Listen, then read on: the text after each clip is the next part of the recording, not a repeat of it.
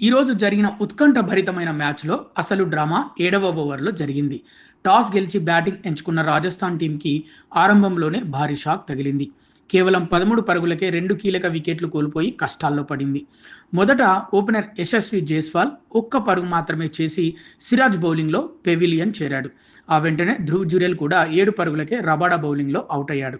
దీంతో కేవలం 2 ఓవర్లకే రాజస్థాన్ స్కోర్ 13 పరుగులకు 2 వికెట్లుగా మారిపోయింది. అక్కడి నుంచి మ్యాచ్ పూర్తిగా మారిపోయింది ఫ్రెండ్స్.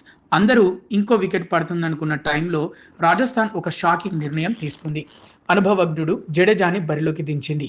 ఈ నిర్ణయం మ్యాచ్ టర్నింగ్ పాయింట్ అయింది. జడేజా తన అనుభవాన్ని మొత్తం ఉపయోగించి ఒకవైపు వికెట్ కాపాడుతూ మరోవైపు యువ ఆటగాడు వైభవ్కు పూర్తి సపోర్ట్ ఇచ్చాడు. ఇద్దరు కలిసి అద్భుతమైన పార్ట్నర్షిప్ నిర్మించారు. పవర్ ప్లే ముగిసేసరికి రాజస్థాన్ 2 వికెట్ల నష్టానికి 70 పరుగులు చేసింది. వైభవ్ 31 పరుగులతో, జడేజా 26 పరుగులతో క్రీజ్లో నిలిచారు. అయితే అసలు ట్విస్ట్ ఇక్కడే వచ్చింది ఫ్రెండ్స్.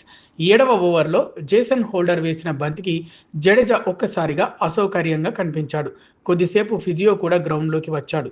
ఆ తర్వాత అందరినీ ఆశ్చర్యపరుస్తూ జడేజా రిటైర్డ్ హార్ట్గా బయటికి వెళ్ళిపోయాడు.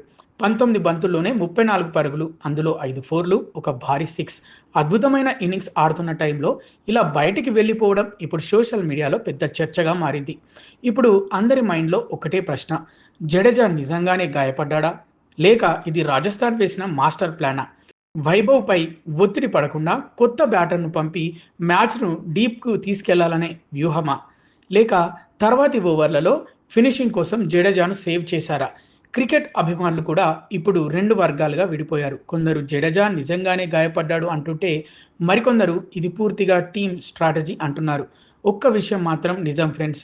13 పరుగులకే 2 వికెట్లు కోల్పోయిన స్థితి నుంచి మ్యాచ్‌ను తిరిగి పట్టాలెక్కించడంలో జడేజా పాత్ర మాత్రం సూపర్. మరి మీకు ఏమనిపించింది?